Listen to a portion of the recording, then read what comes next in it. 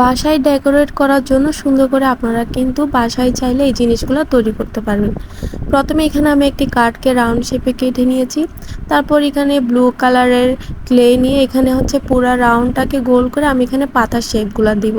তো এখানে আমি একে একে সবগুলা পাতা তৈরি করে নিলাম। এবার রাউন্ডটাকে গোল গোল করে এখানে সবগুলা সেট করে দিব। এরপরে আমি সবুজ কালার পাতা অ্যাড করব। এখানে সবুজ কালার পাতা অ্যাড করার জন্য এখানে প্রথমে আমি সবগুলা শেপ দেওয়ার পরে স্টিকের সাহায্যে সবগুলা পাতাকে একটা পাতার শেপ দিয়ে দিলাম। তারপর এখানে আমি এই সবগুলো এক সাইডে করে রাউন্ড করে করে ঘুরাই ঘুরাই এটা হচ্ছে আমি পাতাগুলো কার্ডের সাথে অ্যাটাচ করে দেব। এবার আমি ফুলগুলা তৈরি করব। ফুলগুলো আমি আমার মতো করে ডিজাইন দিয়ে তৈরি করছি, আপনারা চাইলে অন্য কালারও ইউজ করতে পারেন। এবার আমি প্রতিটা পাতাগুলো হচ্ছে একটার সাথে একটা স্টিকের সাথে লাগাই দিব। লাগাই দেওয়ার পরে এখানে যে ফুলের শেপটা আসবে সেটা আমি ওই বোর্ডের সাথে অ্যাটাচ করে দিব। এরপর আমি অন্য একটা ফুল আঁকবো সেম গোলাপি কালারে, কিন্তু একটু অন্য ডিজাইন করে আঁকবো। তা আমি যেভাবে আঁকছি আপনারা চাইলে সেভাবেও ফলো করতে পারেন, বা আপনারা আপনাদের ইচ্ছা মতো ফুলগুলা বানিয়ে নিতে পারেন।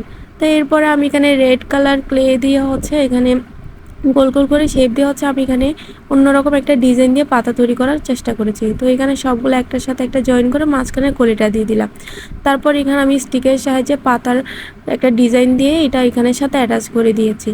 এরপর এখানে আমি হোয়াইট কালার ক্লেটা নিয়ে নিলাম। হোয়াইট কালার ক্লে দিয়েও একটা ফুল তৈরি করলাম। আজকের মতো বিদায় নিচ্ছি। আল্লাহ হাফেজ।